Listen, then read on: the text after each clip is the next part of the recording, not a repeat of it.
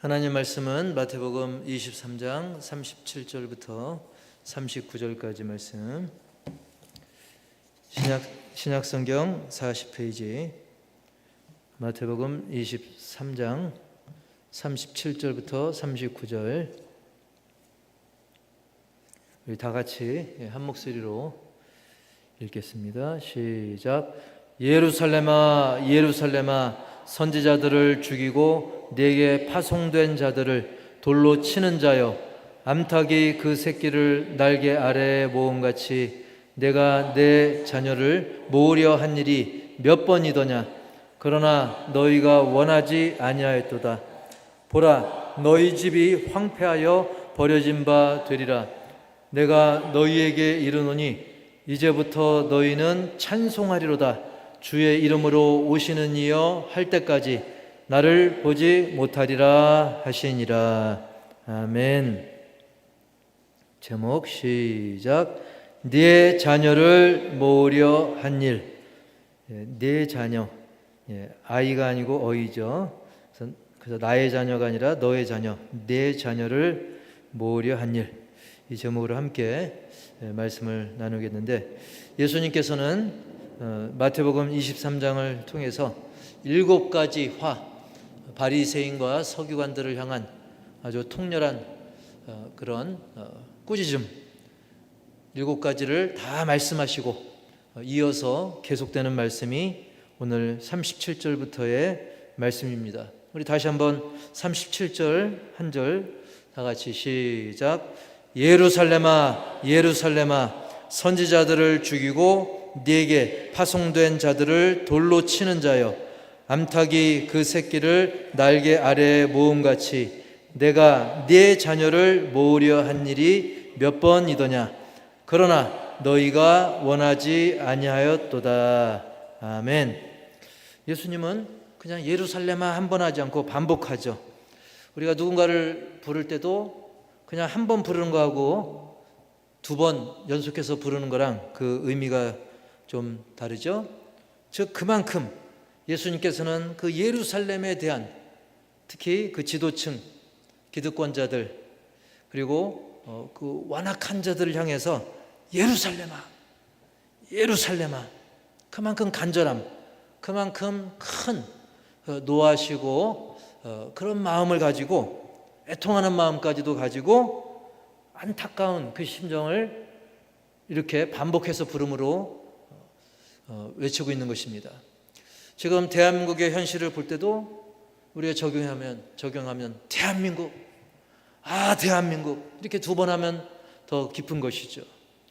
여기에 여러분의 이름을 넣어도, 나의 이름을 넣어도 마찬가지인 것입니다. 그런데 예루살렘아, 예루살렘아, 우리가 예루살렘 하면 먼저 떠올리는 그런 이미지가 있을 것입니다. 굳이 따로 설명하지 않아도 될 정도로 우리는 예루살렘 하면 오 거룩한 성, 그 찬양처럼 우리는 거룩한 성을 떠올립니다. 또 평화의 성을 떠올립니다.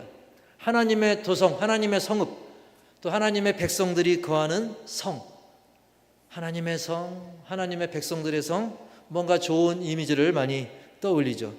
그리고 원래 그 뜻도 예루살렘의 그 살렘, 이 살렘 하면 그 평강을 의미하죠. 우리 샬롬하고 그 같은 어원에서 나왔기 때문에 살렘 하면 평화를 뜻합니다. 그리고 살렘 앞에 있는 예루는 내려온다, 기초를 놓는다, 그런 뜻이에요.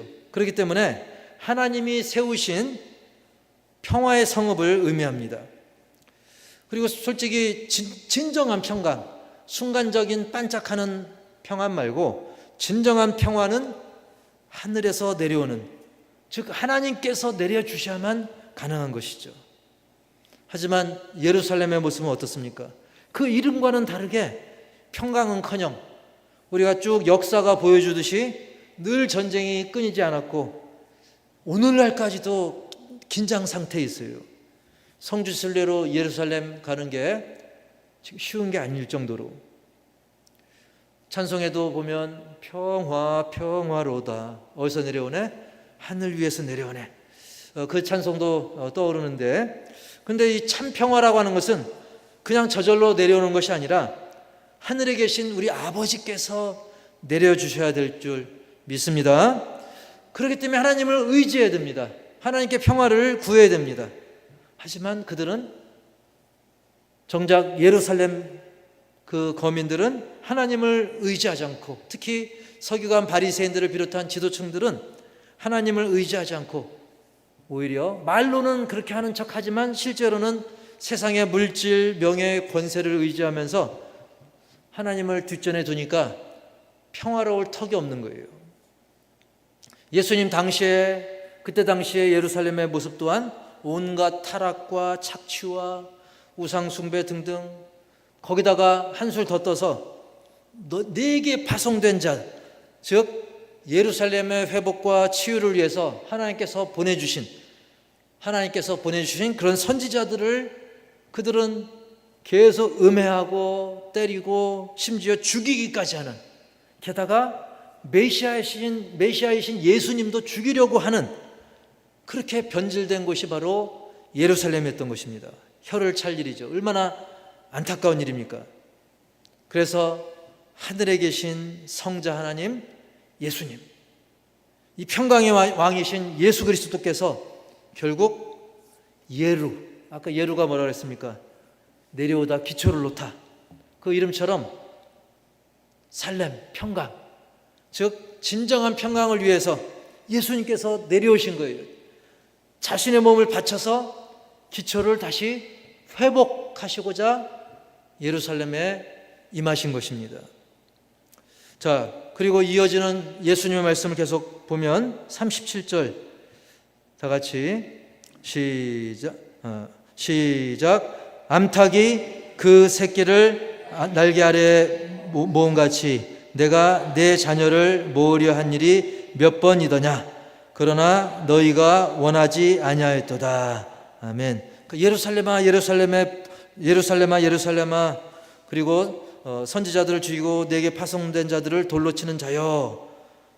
그리고 이어서 하신 말씀이 암탉이 그 새끼를 날개 아래에 모음같이. 실제로 닭은 이 병아리들의 안전을 위해서 특히 이 공중에 독수리, 맹금류, 매 이런 것들이 병아리를 덮치려고 할 때 암탉은 위험을 무릅쓰고 아직 도망가지 못한 그 병아리들을 날개 아래 딱 품죠. 안전하게, 설령 자기가 쪼임을 당할지라도 희생을 해서라도 병아리를 살리려고 날개 아래 품습니다. 그 날개는 바깥이 추울 때는 따스합니다. 그 날개 안은 또 밖이 너무 뜨거울 때는 또 열을 또 차단해 줍니다. 위험할 때 또 피난처가 되는 것이 바로 그 날개 아래죠. 이처럼 우리 주님께서 안전하게 백성들을 사랑하시고 보호하시려고 백성들을 모으려고 한 일이 몇 번이나 되냐, 몇 번이더냐, 그만큼 반복해서 우리 주님께서는 참고 또 참고 품으시고 기다리시고 보호하시고, 바로 그러한 위대하신 하나님의 사랑과 은혜를 말씀하고 계신 거예요. 구약성경 이사야 31장 5절에도 비슷한 말씀이 있죠. 시작. 새가 날개치며 그 새끼를 보호함같이 나 만군의 여호와가 예루살렘을 보호할 것이라. 그것을 호위하며 건지며 뛰어넘어 구원하리라 하셨느니라. 아멘. 이렇게 간절한 사랑이 우리 하나님 아버지의 사랑인 것입니다. 또한 예수님의 사랑, 희생의 사랑, 자기 자신을 드리는 그런 사랑이신 것입니다. 하지만 이토록 간절한 하나님의 은혜의 손길을 그들은 거부했고, 그 결과는 어떻게 됩니까? 예수님이 38절에서 말씀하시죠.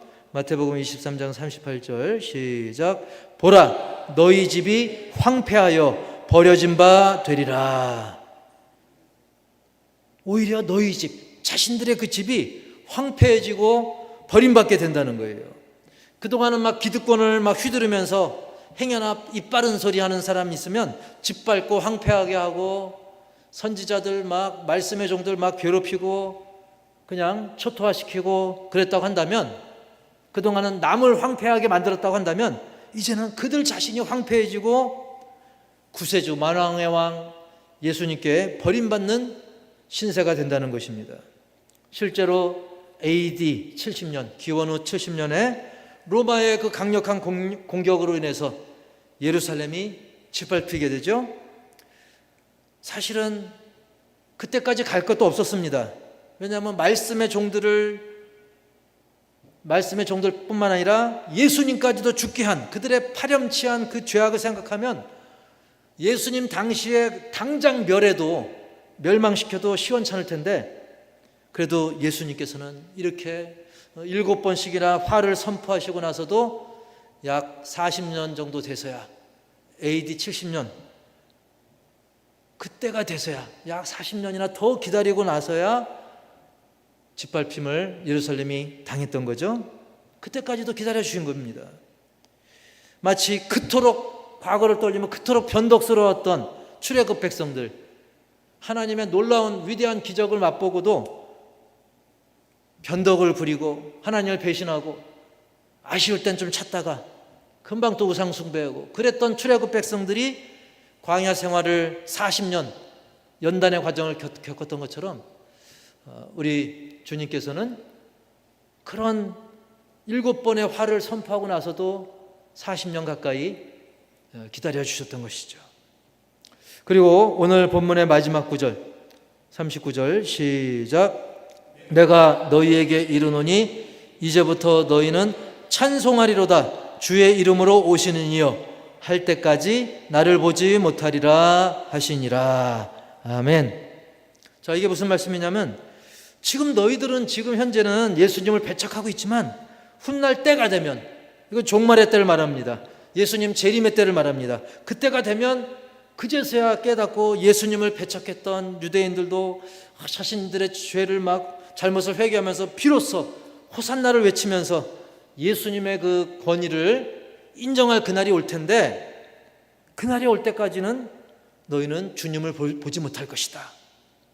그때까지는 그들의 영안이, 이 눈이 어두워져 가지고 예수님을 뻔히 보고도 보지 못하고 예수 그리스도의 복음이 귀에 들려도 깨닫지 못하는, 한마디로 영적 맹인이요 영적 청각 장애인의 상태를 면치 못하게 될 것임을 말씀하는 거예요. 그들은 주님을 앞에 두고도 볼 수 없는 상황이었습니다. 제대로. 마태복음 5장 8절에도 시작. 마음이 청결한 자는 복이 있나니 그들이 하나님을 볼 것이미요. 이런 말씀이 있지 않습니까? 그들은 마음이 청결하기는커녕 속에 시커매져 가지고 죄악으로, 그리고 그들의 눈이 영적으로 가려져 가지고 주님을 볼 수 없는 상황이었던 것이죠. 그래서 오늘 예수님의 7번의 화해 선포 이후에 23장을 마무리 짓는 이 본문을 통해서 몇 가지 우리가 적용할 것을 살펴보기 원하는데요. 첫 번째로 시작. 하나님이 보호하셔야 안전하다. 예. 우리 사람들 살아가는 것들 보면 일평생 막 읽어놓은 것도 날아가는 건 한순간이죠. 잿더미 되는 건 한순간입니다. 전쟁이 있을 수도 있고 사건 사고가 있을 수 있고 수백억 재산이라 할지라도 자존심과 명예라 할지라도 우리가 아끼고 좋아하는 사랑했던 모든 것도 날아가는 것은 한순간입니다. 과거 유대인들 보시면 자부심이 아주 가득 찼었습니다. 한마디로 그들은 우리는 하나님께 선택받은 민족이다. 선민의식이 아주 세상말로 쩔었습니다. 거기에 쩔어 있었어요. 그래서 억지로 가사를 붙여보면 하나님이 보호하사 예루살렘 만세할 정도로, 이스라엘 만세할 정도로 그들은 자부심이 굉장히 강했었습니다. 하지만 사랑의 하나님이자 동시에 공의의 하나님이시기에 하나님이 그토록 사랑하셨고 그 사랑 때문에 선지자 말씀의 종들을 보내셨음에도 불구하고 회개는커녕 하나님 보내신 선지자들도 괴롭히고 심지어 죽이기까지 하는, 그리고 예수님까지도 죽이려 들었던 그들을 더 이상 지켜주시고 보호하실 이유는 없는 것입니다. 그럼에도 그들은 깨닫지 못했습니다. 정작 그들은 우리가 지금 잘하고 있으니까, 우리는 택함 받은 민족이니까, 선민이니까 별탈 없이 우리는 하나님의 보호를 받으며 우리는 잘 살고 있다, 그렇게 착각하고 있었던 것이죠. 어마어마한 착각입니다. 하나님께서 그 사랑의 날개를 잠시라도 거두시면 결코 그들은 더 이상 안전할 수가 없는 것입니다. 지금 지구도 사실 제가 자주 그런 표현 썼지만 태양이 조금만 가까워져도 다 타죽습니다. 조금만 멀어지면 또 다 얼어 죽습니다. 하나님이 그 날개를 조금만 이렇게 하면 그 누구도 안전할 수 없죠. 병아리들이 안전한 것은 암탉이 그 날개로 보호해 주기 때문인 거죠. 병아리가 잘나서가 아닙니다. 그 병아리가, 일개 병아리가 자기가 마치 독수리라도 된 것처럼 착각하다가 그 한순간에 병아리를 노리던 매, 부엉이, 그리고 동물의 세계 보니까 저 위에 맹금류만 위험한 게 아니더라고요. 글쎄 뱀이 나무 위로 기어 올라가지고 그 새끼를 그냥 하나하나 다 삼키더라고요. 아주 소름 돋는 장면입니다. 이렇게 위험 요소가 굉장히 많습니다. 작은 새, 그냥 뱀이 삼켜버리더라고요. 입을 쫙 벌려가지고. 지금 이 시대는 어떤 시대입니까? 우는 사자와 같이 삼킬 자를 찾고 있는 이때에 우리를 진정으로 지키시고 보호하실 분은 오직 하나님 아버지 한 분뿐이심을 잊지 마시길 바랍니다. 그러므로 우리는 암탉이 새끼를 모으고 품듯이 우리를 그 따스한 사랑으로 품어 안으시는 하나님의 은혜와 그 사랑을 항상 묵상하고 감사하고, 하나님 앞으로도 계속 지켜주옵소서, 품어주옵소서, 그렇게 쉬지 말고 기도하시기 바랍니다. 그리고 두 번째로는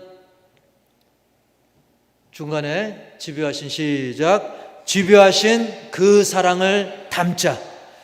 37절 중간 보면 시작, 내가 네 자녀를 모으려 한 일이 몇 번이더냐. 내가 너희를 모으려고 몇 번이나 애를 썼냐. 좀 작작 좀 이제 좀 깨달아라 이것들아, 그 얘기예요. 쉽게 표현하면 내가 수없이 너희를 모으려고 하지 않았느냐. 안전하게 품고 또 품고 모으고 또 모으고 이렇게 반복하는 하나님 사랑의 그 집요함을 보여주고 있습니다. 마치 포도원 주인이 기회를 주죠. 사람을 보내고 막 때리고 죽이고 또 보냅니다. 또 때리고 죽이고, 그러다 나중에는 아들까지 또 보내듯이 우리 하나님은 영혼 구원을 위해 쉬지 않으시는 하나님, 집요하시기까지 하신 하나님, 과할 정도로 그렇게 사랑하시는 하나님 아버지신 것을 믿습니다. 그래서 이종 저종, 이 선지자 저 선지자 계속 보내시다가 심지어는 독생자 예수님이 죽으시기까지, 그 죽음의 자리로 보내시기까지 집요하신 그 사랑의 하나님이십니다. 그리고 또 40년 동안 또 기다려 주시잖아요. 그리고 40년 있다 좀 혼 한 번 내시지만 그렇다고 지구 멸망시키지 않죠? 지금까지도 기다리고 계십니다. 그럼에도 불구하고 최후 심판의 날은 아직은 오지 않았어요. 물론 오늘 밤에 오실 수도 있지만, 그래서 세상 돌아가는 거 보면 우리는 어떤 생각합니까? 진작에 종말의 때가 왔어도 이상하지 않다. 진작 종말이 왔었어야 될 정도로 지금 세상이 돌아가는 거 보면 얼마나 험한 세상을 우리가 살고 있습니까? 그럼에도 불구하고 하나님의 사랑은 위대하신 그 사랑, 한량없는 그 사랑. 그래서 디모데전서 2장 4절에도 이렇게 말씀하죠. 시작, 하나님은 모든 사람이 구원을 받으며 진리를 아는 데에 이르기를 원하시느니라. 아멘. 그럼에도 불구하고 분명한 것은 그 집요함에도 불구하고 마지막 정한 때가 있다는 거예요. 기다려주시되 끝은 있다는 겁니다. 오래 우리의 생각보다 오래 기다려 주시지만 나중에 최후의 때가, 최후 심판의 때가 있다는 거예요. 그러므로 우리 역시 그 하나님을 본받아서 정말 마지막 그날이 오기 전에 사랑하는 내 가족, 이웃, 자녀들, 영혼들 그 구원을 위해서, 그리고 열방을 향한 그 선교를 위해서 더 고집스럽게, 집요하게, 이거는 하나님 아버지의 성품입니다. 그것을 닮아서 우리도 더 기도하고 그 영혼들을 주님께 이끌어와야 되는 것입니다. 병아리를 모으듯 그 아버지의 날개 아래로 뭇 영혼들을 인도해야 됩니다. 그리고 놓치지 말아야 될 부분은 저 글씨처럼 내 자녀가 아니라 네 자녀로 되어 있어요. 37절에서 내가 네 자녀를 모으려 한 일이라고 표현이 되어 있습니다. 여기서 내 자녀라고 하지 않고 내 자녀라고 한 거, 물론 예루살렘의 그 영혼들은 하나님의 자녀입니다. 내 자녀, 하나님의 자녀입니다. 하지만 동시에 예루살렘의 자녀라는 거예요. 너의 자녀다. 즉 적용하면 우리가 품어야 될 영혼들은 물론 하나님의 자녀죠. 하지만 동시에 사랑하는 나의 자녀로 여겨야 된다는 것입니다. 하나님 입장에서 볼 때 내 자녀이기도 하지만 너의 자녀이기도 하다. 즉 우리 비봉, 양놀이 주변, 남양, 화성 일대의 많은 영혼들, 구원받아야 될 영혼들, 하나님께 돌아와야 될 하나님의 자녀이기도 하지만 동시에 여러분의 자녀이기도 하다는 거예요. 우리 호산나의 자녀들이고 먼저 믿은 우리들의 자녀로 그렇게 그 정도로 사랑하는 마음을 품으라는 것입니다. 그냥 남으로 생각하니까 여러 가지 시험도 있고 어려움도 있는 것입니다. 오히려 사랑하는 나의 자녀로 여겨서, 우리 전도 대상자들을 사랑하는 나의 자녀로 여겨서 그들을 끝까지 품고 사랑한다는 그런 뜻임을 깊이 새기시기 바랍니다. 흔히 고집도 부려야 될 때가 있는 것이죠. 쓸데없는 고집을 흔히 똥고집이라고 하는데 우리 그런 고집 말고 우리는 예수님의 그 고집, 우리 아버지 하나님의 그 선하신 고집, 영혼을 향한 바로 그 고집, 보내고 또 보내시고 그 아들까지도 보내시는 그 집요한 사랑을 본받아야 될 것입니다. 우리가 그 고집을, 그 사랑을 닮아서 우리 주변의 많은 영혼들을 그 주님의 날개 아래, 주님의 품에, 그리고 주님의 주님의 몸인 교회로 모으기에 더 힘써 기도하고 전도하는 우리 모두가 다 되길 주님의 이름으로 간절히 축복합니다.